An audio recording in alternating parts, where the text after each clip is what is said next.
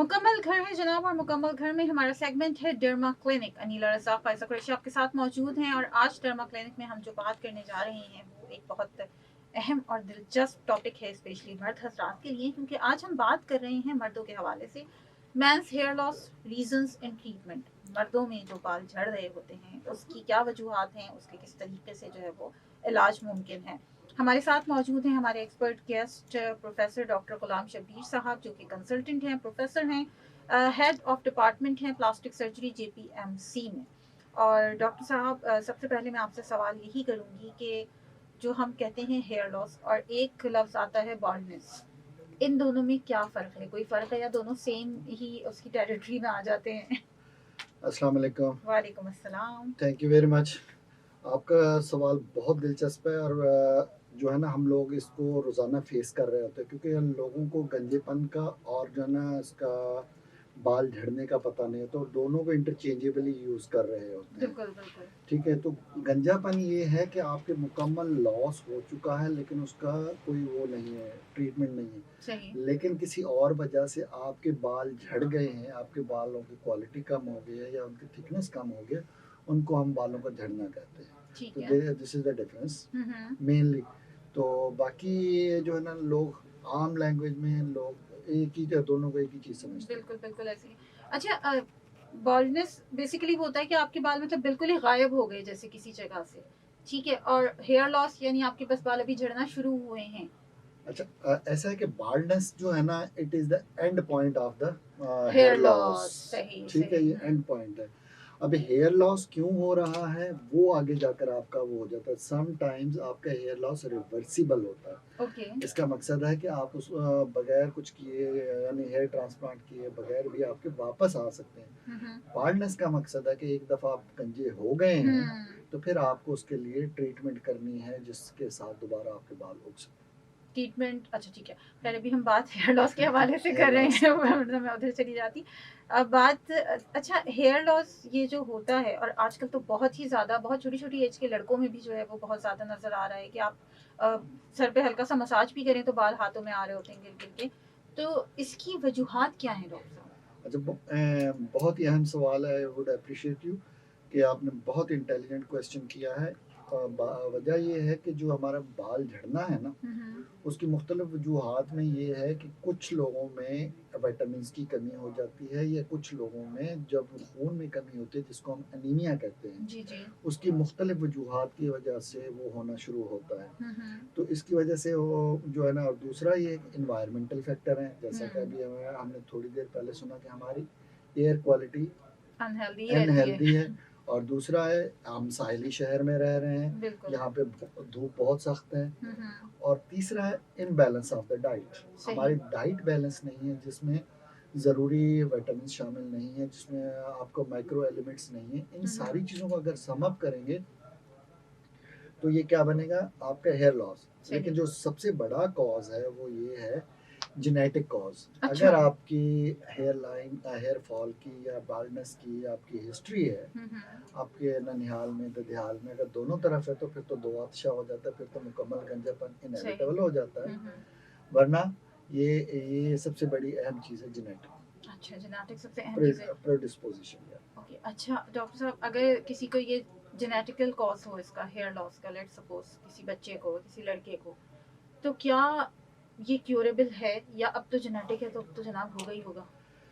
बहुत अच्छा और दिलचस्प क्वेश्चन है। इसको ऐसे आंसर करेंगे कि जब यंग एज में होता है ना, अगर एक बच्चा हमारे पास आता है 20s में, जी। वो कहता है कि जी मेरा भी गंजेपन शुरू हुआ है या हो रहा होता है, हम रोज़ इस चीज़ों को फेस करते हैं, हम उनको बताते हैं। जो जेनेटिक है उसमें आपको हेयर ट्रांसप्लांट करना है। सही है। लेकिन अब आ जाते हैं timing of the hair transplant. वो इस वजह से अहम होता है क्योंकि अगर आप हेयर ट्रांसप्लांट उसके कर भी देंगे तो आपके सवाल का आखिरी हिस्सा जो था, तो उसके जो बाल बच गए हैं जो पहले से है ना वो फिर भी गिरेंगे। अच्छा, आप उनको रोक रोक नहीं पाएंगे। हाँ, आप उनको डिले कर सकते हैं, रोक नहीं सकते हैं। अच्छा। तो इसलिए जब हमारे पास कोई क्लाइंट आता है या पेशेंट आता है वो पूछते हैं तो हम उसको बताते हैं कि अगर आप अर्ली एज में करवाएंगे, बी प्रिपेयर कि आपको लेटर एज में भी दोबारा एक और करना पड़ेगा क्योंकि ये जो पीछे वाले पहले से मौजूद हैं आपके, ये बाल दे आर डेस्टिन्ड टू, तो वो चले जाएंगे। ओके, तो यानी कि ये जाना जो है वो नसीब में लिखा हुआ है, वो होना ही होना है हर हाल में। जेनेटिक्स को आप चेंज नहीं कर सकते। अच्छा डॉक्टर साहब, ये जो हेयर लॉस होता है मर्दों की हम बात कर रहे हैं, तो क्या डेमोग्राफिक्स का भी कोई असर होता है इनके ऊपर, कि कुछ इलाकों में ज़्यादा है कुछ इलाकों में कम पाया जाता है? ऐसे इलाके जहाँ पर आपकी धूप की शिद्दत ज़्यादा हो, अच्छा। और जो है ना आपके डाइट में बैलेंस हो, मसलन कुछ इलाके जैसे आपके हैं ये पहाड़ी इलाकों में तो गिलड़ वगैरह की, ऐसा नहीं है, लेकिन वो एरियाज जहाँ पे धूप शदीद है और आपके लोग बहुत ज़्यादा बाहर रहते हैं, तो फिर उसमें एक एनवायरमेंटल फैक्टर है। सच कोई ऐसी वो वजह नहीं बताएगी कि ये डेमोग्राफिकली ये एरिया के यहाँ पर गंजे बहुत ज़्यादा पाए जाते हैं, ऐसी कोई ऐसा चीज़ कुछ नहीं ऐसा है, कहीं पर भी जो है वो हो सकता है ये बिल्कुल।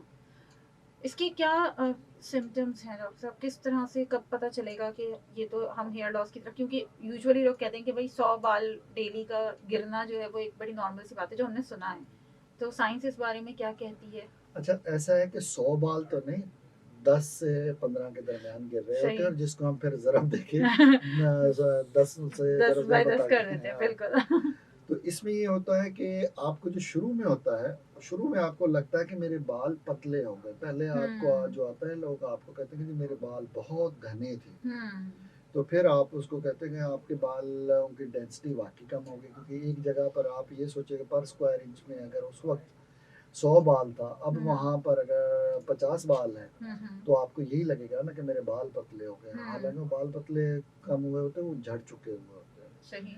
और जो शुरू में होता है, वो लोगों को ये पता बाद में चलता है, उनकी जो फ्रंटल हेयर लाइन है ना, सबसे पहले ये रिसीड होना शुरू करती है। माथा चौड़ा होना शुरू हो जाता है। माथा चौड़ा होना शुरू हो जाता है। एक्सीलेंट, यही एक वो वजह है जिसके साथ लोग आते हैं, कहते हैं कि मेरा तो माथा बहुत बड़ा हो गया। तो ये एक वो चीज़ है। फिर इसके बाद ये होता है कि ये जो आपके ये जो वी पीक्स बनती है ना, ये डीप होना शुरू हो जाती है।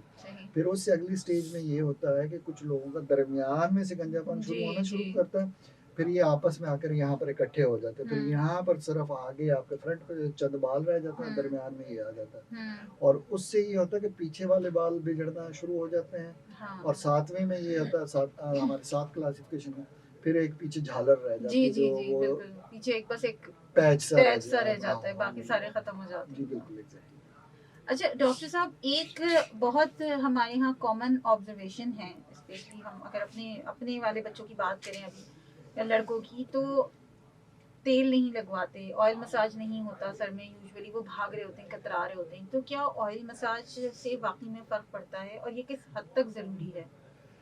अच्छा, इस पे वो जैसे कहते हैं ना, इस पे साइंस खामोश है। अच्छा। No comments from science. No comments from science, क्योंकि आप जो कन्वेंशनल विजडम है, आप उसको भी डिनाई नहीं कर सकते हैं। सही। और अभी तक हमारे पास कोई ऐसा सबूत नहीं है जिसमें हम ये कह सकेंगे तेल फायदेमंद है या नुकसानदेह। ऐसी कोई स्टडीज नहीं है, तो इसलिए मैं किसी भी चीज़ को प्रोपोगेट नहीं करूंगा जिसकी कोई एविडेंस नहीं है। सही। अगर आप लगाते हैं, वेल एंड गुड, क्योंकि आप और हम नानी अम्मा और दादी अम्मा के हाथ में पले बड़े हैं, तो वो जबरदस्ती जरूर लगाते हैं। जी जी, वो पकड़ पकड़ के लगा दिए जाते थे। अच्छा डॉक्टर साहब, ये भी कहा जाता है कि क्योंकि आप तेल लगाते हैं, तो या आप तो उसके साथ साथ मसाज हो रहा होता है आपके सर का, तो आपकी ब्लड सर्कुलेशन एक अच्छी जा रही होती है, तो इस वजह से, तो क्या इसका कोई कनेक्शन है ऐसा? एग्जैक्टली, ये एक वो ऐसे प्रोपोगेशन है जिस पे काम किया जा सकता है। ये एक फैक्ट है, जब आप मसाज करते हैं, आप उसको करते हैं, छोटे छोटे ट्रामा हो रहे होते हैं, तो उससे आपकी ब्लड की सर्कुलेशन उस तरह बढ़ रही होती है। आप देखें ना, आप स्ट्रोक मार रहे होते हैं ना हाथ के, तो उससे आप बढ़ती तो है, लेकिन वो बाल की जड़ के लिए कितनी फायदेमंद है, या वो उसके लिए कोई स्टडीज मौजूद नहीं है, तो इसलिए आप ये एक अज्यूम कर सकते हैं कि इसका फायदा है, नुकसान नहीं होगा। अगर फायदा नहीं भी करेंगे तो नुकसान नहीं करेगा एटलीस्ट। सही। अच्छा हम अब ज़्यादातर इस तरह के खानों पे आ चुके हैं, अगर हम अब वाली जनरेशन की बात करें कि उसमें प्रिजर्वेटिव्स शामिल हैं, हमें जो है वो फास्ट फूड बहुत ज़्यादा पसंद है।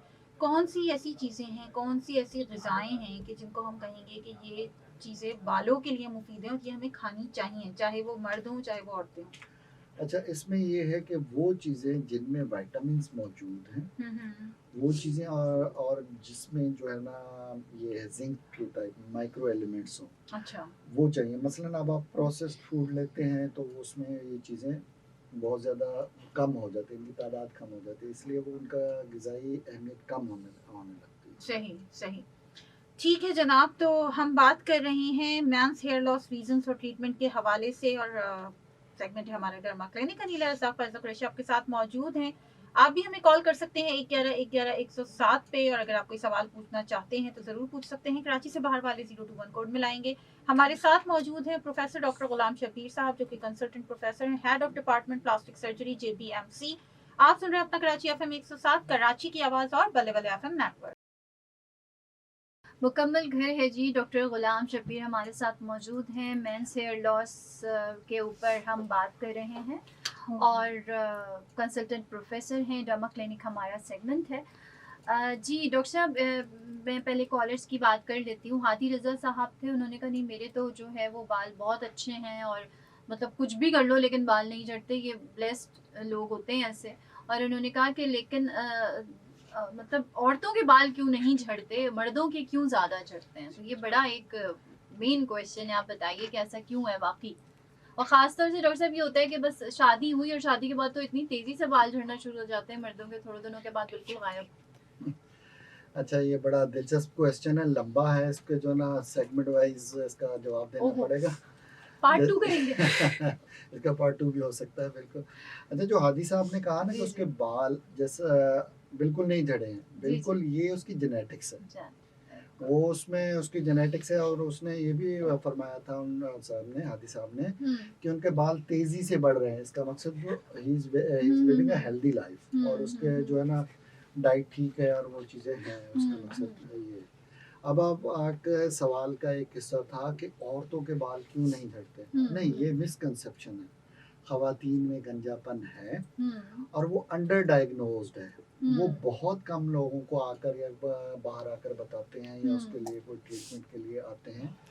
आपको बाद में मैं एक बहुत दिलचस्प केस भी सुनाऊंगा। तो इसलिए ये कहना, हाँ, उनमें ये है कि उनमें वजह और है, और उनमें भी ख़ानदानी वजूहात फिर शामिल है, ख़वातीन के हेयर लॉस में भी शामिल है। लेकिन जब ख़वातीन के जो वो जो आप कहें ना अनीमिया जिसको हम कहते हैं, जिसमें खून की कमी हो जाना, वन ऑफ द कॉजेस, या जब ख़वातीन में डिप्रेशन होता है या कोई ऐसी लंबी बीमारी चलती है ना, उसमें ख़वातीन के बाल झड़ते हैं, बिल्कुल झड़ते हैं। अब दिलचस्प बात ये भी है कि ख़वातीन खुद हेयर ट्रांसप्लांट भी कराती हैं, ऐसा नहीं कि सिर्फ मर्दों का ही हो रहा। सही। अब आपने तीसरा दिलचस्प सवाल था कि शादी के बाद क्यों जल्दी गिरना शुरू हो जाते हैं। अब ये बड़ा कंट्रोवर्शियल सा वो है, क्योंकि अब आप भी डिप्लोमेटिक जवाब दें। नहीं, ये तो फिर ख़वातीन से पूछना पड़ेगा ना कि शादी के बाद वो बालों को जो है ना वो असल में, अब आप इसको अगर दूसरे वे में लेना, शादी हमारी एज के लिहाज से जो है ना 20-22 साल के बाद में हो जाती है ना, तो अब ये वो टाइम है जब आप अपने बालों की तरफ तवज्जो दे रहे थे, या आपका गंजापन आम होना शुरू हो जाता है। तो आप जो है ना इन कॉन्सिक्वेंस ऑफ शादी के, जी शादी के बाद वो होता है। पहले तो घर में आपको कोई नहीं ना देख रहा होता, तो शादी के बाद तो आपकी सारी हरकतें नोट की जा रही होती है ना, कि ये किससे मिल रहा है, क्या कर रहा है, किसको टाइम दे रहा है, किसको नहीं दे रहा है। तो आपके बाल भी फिर अंडर द स्क्रीनिंग आ जाते हैं, अंडर प्रेशर आ जाते हैं एक्चुअली। तो ये सही। तो अच्छा, ये तो बहुत अर्ली एज बताई आपने डॉक्टर साहब, जैसे 20-22 साल तो बहुत यंग एज है। अगर इसके बाद से आप कह रहे हैं कि बाल झड़ना शुरू हो जाते हैं तो बहुत यंग एज है। मज़ेदार बात यह है कि मैंने एक डॉक्टर साहब का, जिसकी उम्र तकरीबन 25 साल से मुकम्मल गंजा हो चुका था, शुरू होना नहीं, मुकम्मल गंजा हो चुका था, उसका हेयर ट्रांसप्लांट किया था। तो ये असल में डिफरेंट वजूहात हैं। जब अगर आपके दोनों तरफ से आ रहे हो ना, यानी ननिहाल से भी गंजा आ रहे हैं, ददियाल से भी, तो इनमें बहुत जल्दी भी हो सकता है। तो इसमें कोई सेट पैटर्न नहीं है कुछ लोगों का। हाँ, हमारे यहाँ एक ही कहा जाता है कि आपने 30 साल के बाद करना है, क्योंकि उस वक्त तक हमें वो होता है कि यार इसके मुकम्मल गिर जाए, जितने गिरने हैं ना, जब एक दफ़ा स्टेबल हो जाए फिर वो करें। तो ये अर्ली एज में शुरू हो जाता है। आपने जेनेटिक्स की बात की डॉक्टर साहब, बाज़ दफ़ा बच्चों के बड़े अच्छे बाल होते हैं, बहुत घने बाल होते हैं, मतलब एक लगता है कि एक वॉल्यूम है। लेकिन लड़कों की बात मैं कर रही हूँ, लेकिन उसके बाद आहिस्ता आहिस्ता वो इतनी तेज़ी से, मतलब अगर आप उनको फिर मिडिल एज में देखें तो आपको ये फील ही नहीं होता कि इनके इतने अच्छे बाल थे, मतलब बाय बर्थ मैं बात करूँ, टीनेज की मैं बात करूँ, 20 से 25 साल की मैं बात करूँ, बहुत अच्छे बाल होते हैं, लेकिन फिर एकदम से क्यों फिर वो होता है कि एक्सीलेंट, बहुत अच्छा क्वेश्चन है। असल में आप हमने जेनेटिक्स पे तो डिस्कस कर लिया जी। ना। अब एक और फैक्टर है, वो है कि हमारे यहाँ हमारे नहीं, मर्दों में जो है ना टेस्टोस्टेरोन लेवल्स, टेस्टोस्टेरोन लेवल्स जो है ना, जब वो हमारे जो आगे वाले बाल होते हैं they are dependent, testosterone dependent होते हैं। अच्छा। ठीक है, जैसे ही किसी बंदे में हार्मोनल चेंजेस आना शुरू ठीक है। होते हैं, उसका टेस्टोस्टेरोन लेवल कम होना शुरू हो जाता है, हम्म। तो इसकी वजह से उसके बाल गिरना शुरू हो जाते हैं। सही। और मज़ेदार बात यही है, जो फ्रंट के हमारे बाल हैं ये टेस्टोस्टेरोन लेवल वो डिपेंडेंट हैं, जो पीछे वाले बाल हैं जो नहीं गिरते हैं, जो जिसका आपने जिक्र हमने पहले भी किया था, दे आर इंडिपेंडेंट। ओके। उनको आप ऐसे कह सकते हैं वो सदाबहार हैं, उनके ऊपर आपके इसका टेस्टोस्टेरोन का या उसका कोई फ़र्क नहीं पड़ता। अच्छा जी, चलिए ये भी एक बड़ी इंटरेस्टिंग बात पता चली, मतलब सेल्फ लव आ गया यहाँ पर। ठीक है जी। अच्छा, हमारे साथ खैर मोहम्मद साहब थे, उन्होंने कहा है कि मेरे आगे के बाल जो हैं वो पहले झड़ना शुरू हुए और अब मेरे सारे बाल जो हैं वो आहिस्ता-आहिस्ता सफ़ेद हो रहे हैं। अच्छा, ये अब 2 चीज़ें उन्होंने पूछी हैं। आहिस्ता-आहिस्ता झड़ना शुरू हुए हैं, यानी कि अभी उसका गंजापन मुकम्मल नहीं हुआ है। तो उनको चाहिए एक दफ़ा किसी को दिखा के कि क्या he is a candidate for उसके लिए हेयर ट्रांसप्लांट, या हम इसकी और कोई मदद कर सकते हैं कि अभी जो, यानी अगर उसके बाल गिरने हैं तो उनको प्रोलॉन्ग किया जाए कि इतनी जल्दी ना गिरें, इतने वो ना हो। और तीसरी बात है, उन्होंने कहा सफ़ेद होना। सफ़ेद बालों का अभी तक दुनिया में कोई इलाज दरियाफ्त नहीं हो सका। हो गया तो that will be a multi billionaire person who will discover it. खैर डॉक्टर साहब, ये एक अलग बात है, हम इसके ऊपर भी किसी वक्त बात करेंगे, सफ़ेद बालों के ऊपर। अच्छा डॉक्टर साहब, ये बताइए कि जैसे टाइफाइड हो जाता है, और अगर हम बहुत करंट बात करें तो हम कोविड की बात भी कर सकते हैं। बहुत ज़्यादा उसके बाद लोगों के बॉडी में चेंजेस आई हैं, लेकिन टाइफाइड में अमूमन ये देखा जाता है कि जैसे अगर बच्चे को किसी को टाइफाइड होता है तो उसको गंजा करवा दिया जाता है, या उसको बालों की बहुत ज़्यादा प्रॉब्लम हो जाती है, बाल बहुत ज़्यादा झड़ने शुरू हो जाते हैं, या वो गंजपन की तरफ चला जाता है, और उसमें ऑब्वियसली एज बहुत यंग है अभी। तो क्या रीज़न होता है, उसके बाद बालों की ग्रोथ किस तरह से वापस आती है या नहीं होती है? अच्छा देखिए, ये जो है ना एक इसमें ऑब्जर्वेशन है आपकी। हमारी ऑब्जर्वेशन ये है कि जब आपको कोई ऐसी क्रोनिक बीमारी होती है, या जो है ये जैसे आपने कहा टाइफाइड ना, एक तो उसमें आपकी वो कम हो जाती है, डाइट कम हो जाती जी। है, और आपकी जो है ना ये अनीमिया हो जाता है, और आपको खून की कमी हो जाती है, जो कि उस चीज़ को करती है। फिर ये होता है कि उसमें पहले से मौजूद जो जेनेटिक्स का फैक्टर हमने कहा था, उसके साथ यही होने लगता है कि आपको अब वो बच्चा बहुत ज़्यादा नज़र आने लग गया है, और अब आप उस बच्चे की हर चीज़ पर नज़र रख रहे हैं।